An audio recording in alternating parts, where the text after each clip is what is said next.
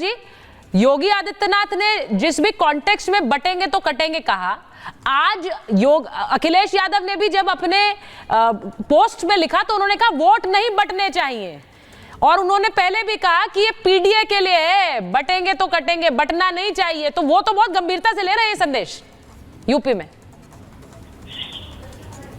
नहीं देखिए सुचारिता, बहुत अच्छी बात है कि आपने महाराष्ट्र का भी जिक्र किया। हाँ। और मुझे समझ में नहीं आता है कि ये आप शिवसेना के लोग किस प्रकार से इस अलायंस को, जो कि बड़ा ही अननेचुरल अलायंस, उसको डिफेंड कर ले जाते हैं। अभी स्वर्गीय बाला साहब जी का भी नाम लिया गया। बाला साहब जी ने ऑन रिकॉर्ड सुचारिता कहा था Congress party is a party of scoundrels, Congress party is a party of eunuchs, ये शब्द बाला साहब के थे। और आज उद्धव ठाकरे जी उसी कांग्रेस पार्टी की गोद में बैठे हुए हैं। जो मैं आपके बीच में नहीं कह रहा था सर, मैं आपके बीच में नहीं कह रहा था। धन्यवाद, लोकतंत्र की थोड़ी गरिमा रखते हैं। आप अपनी बारी में बोलिए, अपनी बारी में बोलूंगा। धन्यवाद। अगर लड़ाई कर, देखिए तर्क के आधार पे, तथ्यों के आधार पे, संस्कारों के आधार पे बातों तो अच्छा रखता है। बाला साहब जी का आपने नाम लिया, बाला साहब जी ने कहा था, ऑन रिकॉर्ड कहा था। अगर मैं फैक्चुअली गलत बोल रहा हूं तो आप मुझे दिखाइए, या सुचारिता के शो पे दूध का दूध पानी का पानी करिए।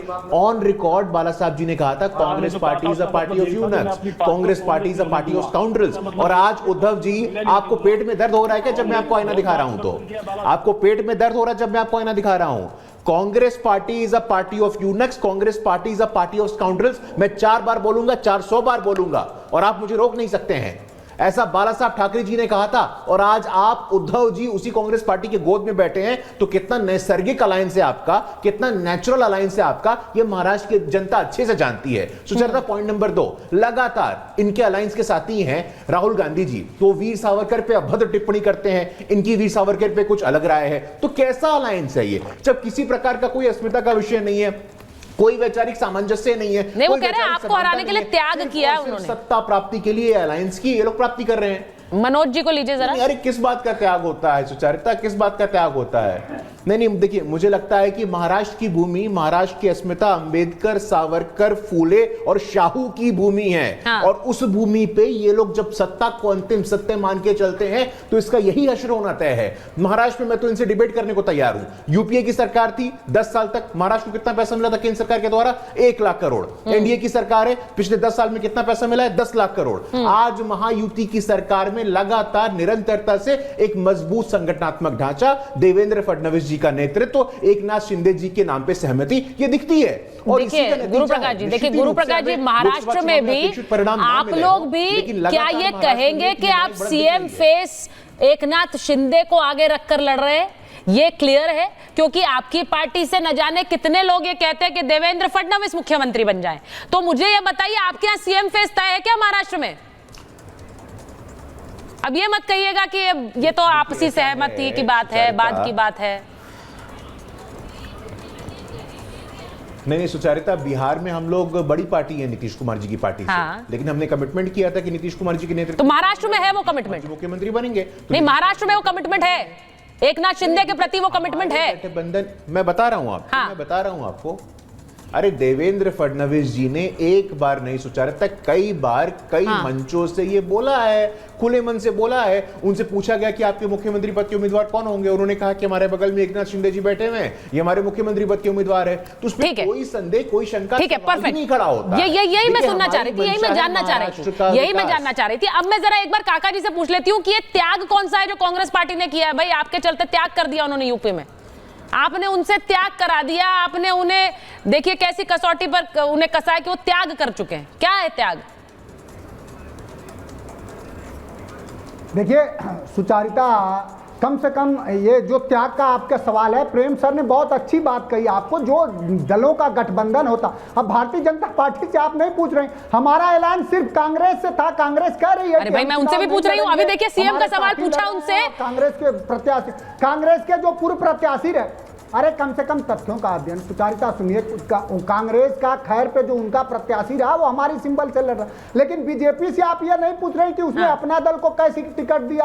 और उनके निषाद जी, संजय निषाद जी दिल्ली से लेकर के लखनऊ से गोरखपुर दौड़ते रहे बेचारे, उनकी 2-2 सीटें ले ली। अपना दल को कितना बीजेपी ने और सुभाषपा को कितना दिया? जिसने अपने 8 सहयोगियों को 9 में एक भी टिकट नहीं दिया, ना उनका प्रत्याशी। अरे मनोज जी मेरी बात सुनिए, मनोज जी, वो दल खुश संतुष्ट है। बीजेपी, और इस पर आप सवाल- अपना दल, निषाद पार्टी, आरएलडी, सहयोगी बहुत सारे हैं। नहीं, मेरा एक सवाल सुन लीजिए, बस सवाल सुन लीजिए बस। उन्होंने टिकट नहीं दिया, लेकिन ये तो नहीं कहा कि बीजेपी में आकर हमारे सिंबल पर चुनाव लड़ लो। आपने तो ये कह दिया कांग्रेस पार्टी को। इससे बड़ा एम्बैरेसमेंट उनके लिए क्या हो सकता है कि वो बड़ी पार्टी है, 99 की बात करे जा रहे हैं, 99 का ढोल पीट रहे हैं तब से, जब से चुनाव हुए हैं, और आपने उन्हें कह दिया अपना सिंबल छोड़ दो, यहां लाके लड़ लो समाजवादी पार्टी के सिंबल के तले। साइकिल चलवा दिया आपने उनसे। अच्छा सुचारिता, आप, मैं समझता हूं कि सवाल कर रही हैं और ये आपका स्वयं का प्रचारित सवाल है। हमने कभी ऐसा नहीं कहा, नहीं कांग्रेस ने कहा, हमने कहा नहीं, हमारा समन्वय हुआ, उसको आप जबरदस्ती दिखा रही हैं। जबकि भारतीय जनता पार्टी में संजय निषाद बार बार कह रहे हैं जबरदस्ती क्या होता है काका जी? की सीट दीजिए और बीजेपी ने नहीं काका जी, इस पर आप सवाल नहीं कर सकती हैं। अरे नहीं, ऐसा नहीं, ऐसा नहीं। देखिए, नहीं, देखिए, गुस्सा नहीं हुई है। अब आप गुस्सा मत होइए।